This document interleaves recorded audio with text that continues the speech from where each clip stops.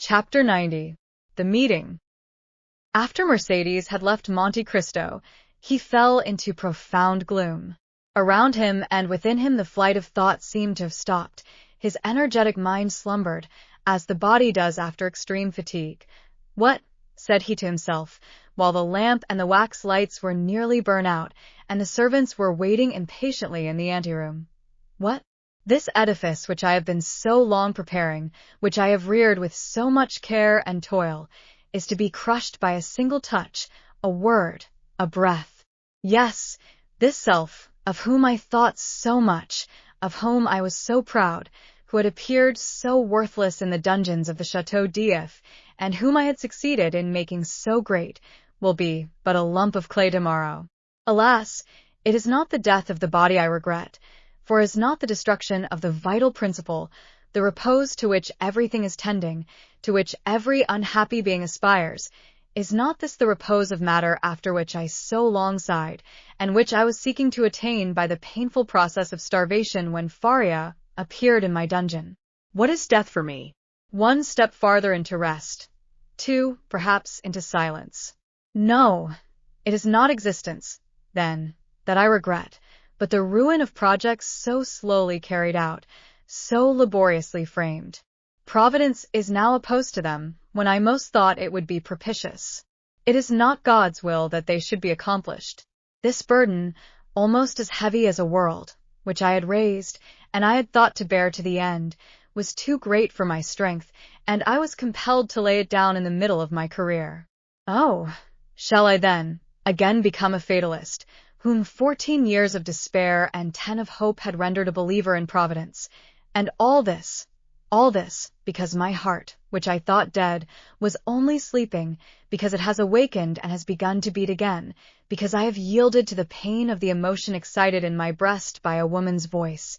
Yet, continued the Count, becoming each moment more absorbed in the anticipation of the dreadful sacrifice for the morrow, which Mercédès had accepted, yet, it is impossible that so noble-minded a woman should thus through selfishness consent to my death when I am in the prime of life and strength. It is impossible that she can carry to such a point maternal love, or rather delirium. There are virtues which become crimes by exaggeration. No, she must have conceived some pathetic scene. She will come and throw herself between us, and what would be sublime here will there appear ridiculous. The blush of pride mounted to the Count's forehead as this thought passed through his mind. "Ridiculous?" repeated he, "and the ridicule will fall on me. I ridiculous? No, I would rather die." By thus exaggerating to his own mind the anticipated ill fortune of the next day, to which he had condemned himself by promising Mercédès to spare her son, the Count at last exclaimed, "Folly, folly, folly! To carry generosity so far as to put myself up as a mark for that young man to aim at. He will never believe that my death was suicide, and yet it is important for the honor of my memory, and this surely is not vanity, but a justifiable pride. It is important the world should know that I have consented, by my free will, to stop my arm, already raised to strike, and that with the arm which has been so powerful against others I have struck myself. It must be, it shall be." Seizing a pen, he drew a paper from a secret drawer in his desk, and wrote at the bottom of the document, which was no other than his will, made since his arrival in Paris, a sort of codicil, clearly explaining the nature of his death. "I do this, oh my God," said he, with his eyes raised to heaven, "as much for thy honor as for mine. I have during 10 years considered myself the agent of thy vengeance, and other wretches, like Morcerf, Danglars, Villefort, even Morcerf himself, must not imagine that chance has freed them from their enemy. Let them know, on the contrary, that their punishment, which had been decreed by Providence, is only delayed by my present determination, and although they escape it in this world, it awaits them in another, and that they are only exchanging time for eternity." While he was thus agitated by gloomy uncertainties, wretched waking dreams of grief, the first rays of morning pierced his windows, and shone upon the pale blue paper on which he had just inscribed his justification of Providence. It was just 5 o'clock in the morning, when a slight noise like a stifled sigh reached his ear. He turned his head, looked around him, and saw no one, but the sound was repeated distinctly enough to convince him of its reality. He arose, and quietly opening the door of the drawing room, saw Haydée, who had fallen on a chair, with her arms hanging down and her beautiful head thrown back. She had been standing at the door, to prevent his going out without seeing her, until sleep, which the young cannot resist, had overpowered her frame, wearied as she was with watching. The noise of the door did not awaken her, and Monte Cristo gazed at her with affectionate regret. "She remembered that she had a son," said he, "and I forgot I had a daughter." Then, shaking his head sorrowfully, "Poor Haydée," said he. "She wished to see me, to speak to me. She has feared or guessed something. Oh, I cannot go without taking leave of her. I cannot die without confiding her to someone." He quietly regained his seat, and wrote under the other lines, "I bequeath to Maximilien Morrel, captain of Spahiz, and son of my former patron, Pierre Morrel, shipowner at Marseilles, the sum of 20 millions, a part of which may be offered to his sister Julie and brother-in-law Emmanuel, if he does not fear this increase of fortune may mar their happiness. These 20 millions are concealed in my grotto at Monte Cristo, of which Bertuccio knows the secret. If his heart is free, and he will marry Haydée, the daughter of Ali Pasha of Yanina, whom I have brought up with the love of a father, and who has shown the love and tenderness of a daughter for me, he will thus accomplish my last wish. This will has already constituted Haydée heiress of the rest of my fortune, consisting of lands, funds in England, Austria, and Holland, furniture in my different palaces and houses, and which, without the 20 millions and the legacies to my servants, may still amount to 60 millions. He was finishing the last line when a cry behind him made him start, and the pen fell from his hand. "Haydée," said he, "did you read it?" "Oh, my lord," said she, "why are you writing thus at such an hour? Why are you bequeathing all your fortune to me? Are you going to leave me?" "I am going on a journey, dear child," said Monte Cristo, with an expression of infinite tenderness and melancholy, "and if any misfortune should happen to me—" The Count stopped. "Well?" asked the young girl, with an authoritative tone the Count had never observed before, and which startled him. "Well, if any misfortune happened to me," replied Monte Cristo, "I wish my daughter to be happy." Haydée smiled sorrowfully and shook her head. "Do you think of dying, my lord?" said she. "The wise man, my child, has said, 'It is good to think of death.'" "Well, if you die," said she, "bequeath your fortune to others, for if you die I shall require nothing." And, taking the paper, she tore it in 4 pieces and threw it into the middle of the room. Then, the effort having exhausted her strength, she fell, not asleep this time, but fainting on the floor.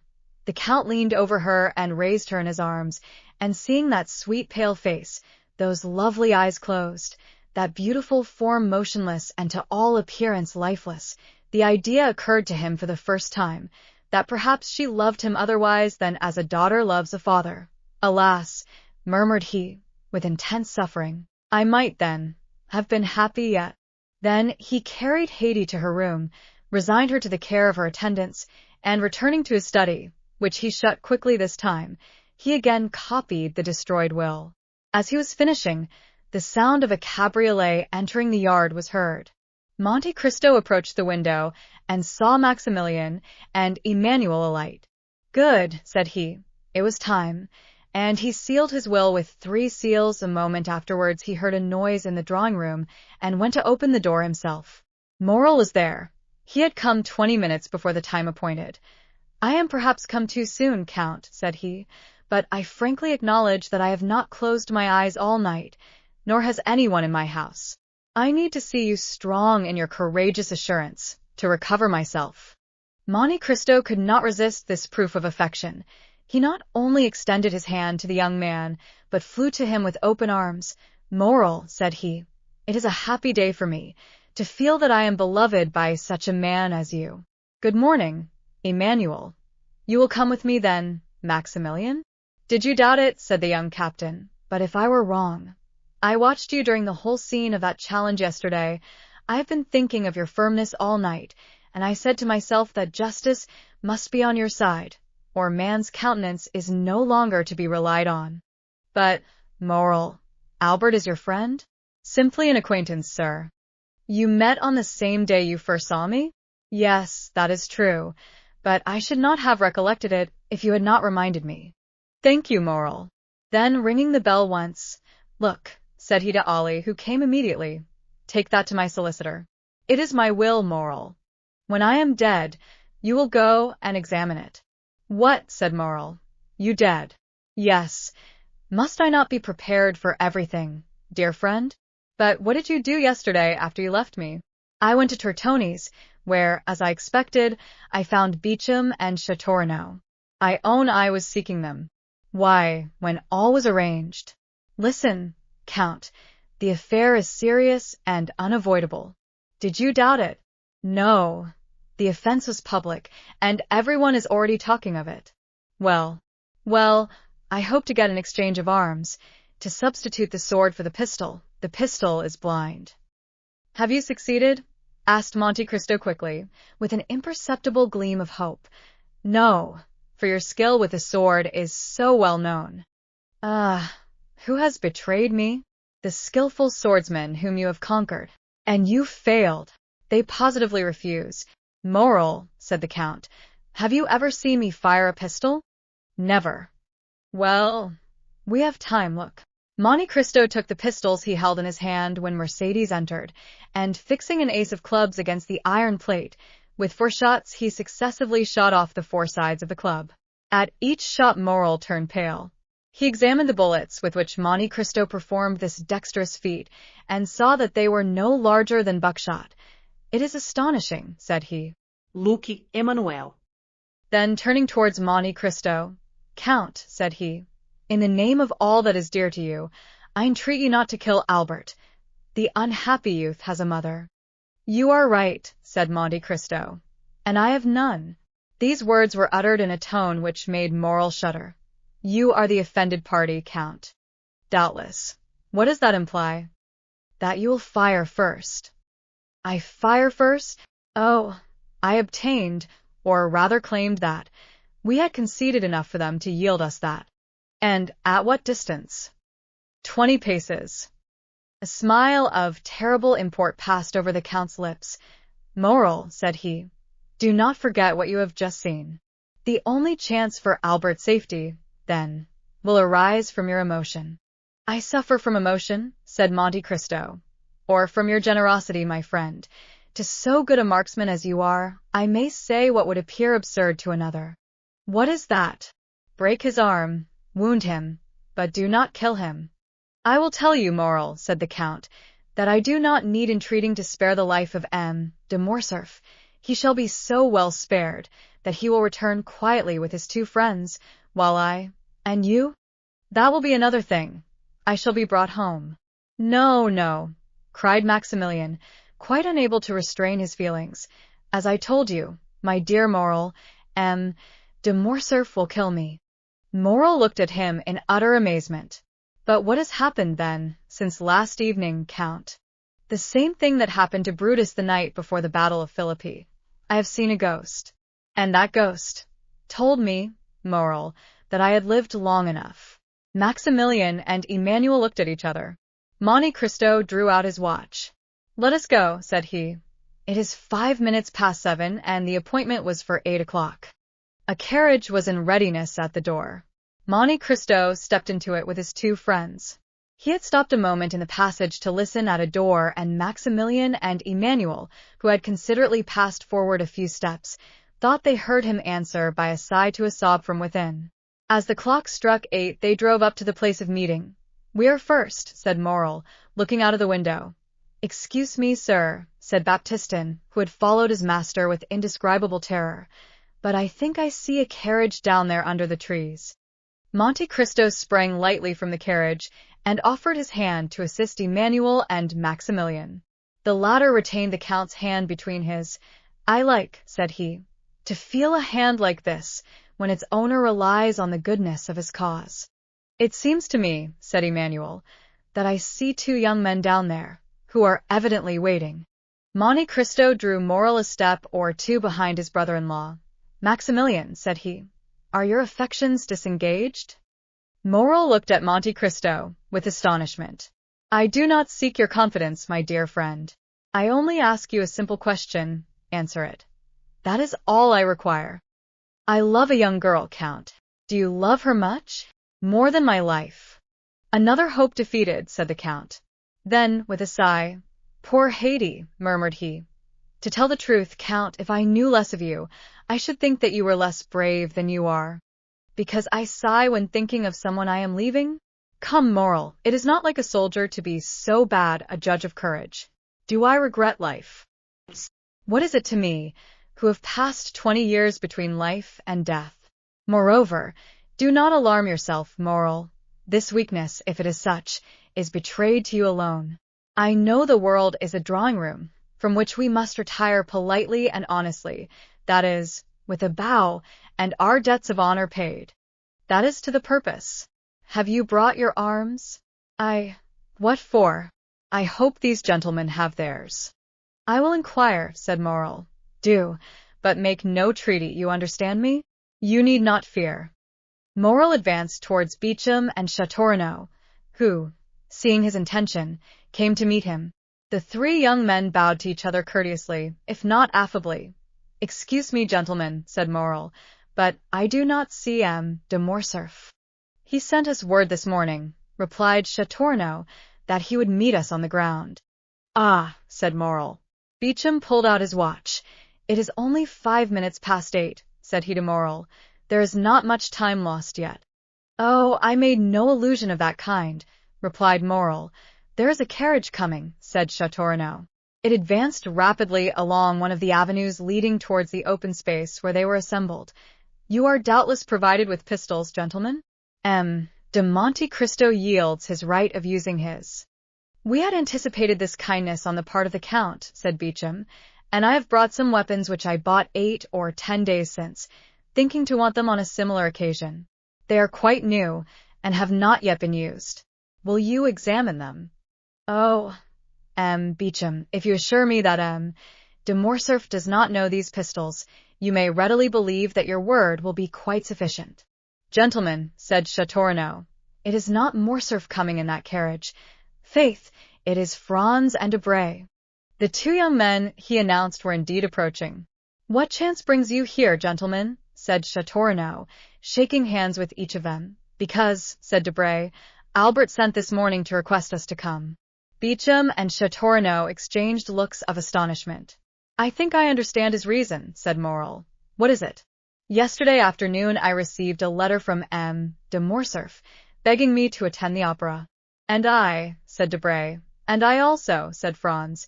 And we, too, added Beauchamp and Châteaurenaud. Having wished you all to witness the challenge, he now wishes you to be present at the combat. Exactly so, said the young men. You have probably guessed right. But, after all these arrangements, he does not come himself, said Châteaurenaud. Albert is 10 minutes after time. There he comes, said Beauchamp, on horseback, at full gallop, followed by a servant. How imprudent, said Châteaurenaud, to come on horseback to fight a duel with pistols, after all the instructions I had given him. And besides, said Beauchamp, with a collar above his cravat, an open coat and white waistcoat. Why has he not painted a spot upon his heart? It would have been more simple. Meanwhile, Albert had arrived within 10 paces of the group formed by the 5 young men. He jumped from his horse, threw the bridle on his servant's arms, and joined them. He was pale, and his eyes were red and swollen. It was evident that he had not slept. A shade of melancholy gravity overspread his countenance, which was not natural to him. I thank you, gentlemen, said he, for having complied with my request. I feel extremely grateful for this mark of friendship. Moral had stepped back as Morcerf approached, and remained at a short distance. And to you also, Moral, my thanks are due. Come, there cannot be too many. Sir, said Maximilian, you are not perhaps aware that I am M. de Monte Cristo's friend? I was not sure, but I thought it might be so. So much the better. The more honorable men there are here, the better. I shall be satisfied. Moral, said Châteaurenaud, will you apprise the Count of Monte Cristo that de Morcerf has arrived, and we are at his disposal? Moral was preparing to fulfill his commission. Beauchamp had meanwhile drawn the box of pistols from the carriage, Stop, gentlemen, said Albert. I have 2 words to say to the Count of Monte Cristo. In private? Asked Morrel. No, sir, before all who are here. Albert's witnesses looked at each other. Franz and Debray exchanged some words in a whisper, and Morrel, rejoiced at this unexpected incident, went to fetch the Count, who was walking in a retired path with Emmanuel. What does he want with me? Said Monte Cristo. I do not know, but he wishes to speak to you. Ah, said Monte Cristo, I trust he is not going to tempt me by some fresh insult. I do not think that such is his intention, said Morrel. The Count advanced, accompanied by Maximilian and Emmanuel. His calm and serene look formed a singular contrast to Albert's grief-stricken face, who approached also, followed by the other 4 young men. When at 3 paces distant from each other, Albert and the Count stopped. Approach, gentlemen, said Albert. I wish you not to lose 1 word of what I am about to have the honor of saying to the Count of Monte Cristo, for it must be repeated by you to all who will listen to it, strange as it may appear to you. Proceed, sir, said the Count. Sir, said Albert, at first with a tremulous voice, but which gradually became firmer, I reproached you with exposing the conduct of M. de Morcerf and Epirus, for guilty as I knew he was. I thought you had no right to punish him, but I have since learned that you had that right. It is not Fernand Mondego's treachery towards Ali Pasha which induces me so readily to excuse you, but the treachery of the fisherman Fernand towards you, and the almost unheard-of miseries which were its consequences, and I say, and proclaim it publicly, that you are justified in revenging yourself on my father, and I, his son. Thank you for not using greater severity. Had a thunderbolt fallen in the midst of the spectators of this unexpected scene, it would not have surprised them more than did Albert's declaration. As for Monte Cristo, his eyes slowly rose towards heaven with an expression of infinite gratitude. He could not understand how Albert's fiery nature, of which he had seen so much among the Roman bandits, had suddenly stooped to this humiliation. He recognized the influence of Mercédès, and saw why her noble heart had not opposed the sacrifice she knew beforehand would be useless. Now, sir, said Albert, if you think my apology sufficient, pray give me your hand. Next to the merit of infallibility which you appear to possess, I rank that of candidly acknowledging a fault. But this confession concerns me only. I acted well as a man, but you have acted better than man. An angel alone could have saved one of us from death. That angel came from heaven, if not to make us friends, which, alas, fatality renders impossible, at least to make us esteem each other. Monte Cristo, with moistened eye, heaving breast, and lips half open, extended to Albert a hand which the latter pressed with a sentiment resembling respectful fear. Gentlemen, said he, M. de Monte Cristo receives my apology. I had acted hastily towards him. Hasty actions are generally bad ones. Now my fault is repaired. I hope the world will not call me cowardly for acting as my conscience dictated. But if anyone should entertain a false opinion of me, added he, drawing himself up as if he would challenge both friends and enemies, I shall endeavor to correct his mistake. What happened during the night? Asked Beauchamp of Châteaurenaud. We appear to make a very sorry figure here. In truth, what Albert has just done is either very despicable or very noble, replied the Baron. What can it mean? Said Debray to Franz. The Count of Monte Cristo acts dishonorably to M. de Morcerf and is justified by his son. Had I 10 Yanninas in my family, I should only consider myself the more bound to fight 10 times. As for Monte Cristo, his head was bent down, his arms were powerless. Bowing under the weight of 24 years' reminiscences, he thought not of Albert, of Beauchamp, of Châteaurenaud, or of any of that group, but he thought of that courageous woman who had come to plead for her son's life, to whom he had offered his, and who had now saved it by the revelation of a dreadful family secret, capable of destroying forever in that young man's heart every feeling of filial piety. Providence still, murmured he. Now only am I fully convinced of being the emissary of God.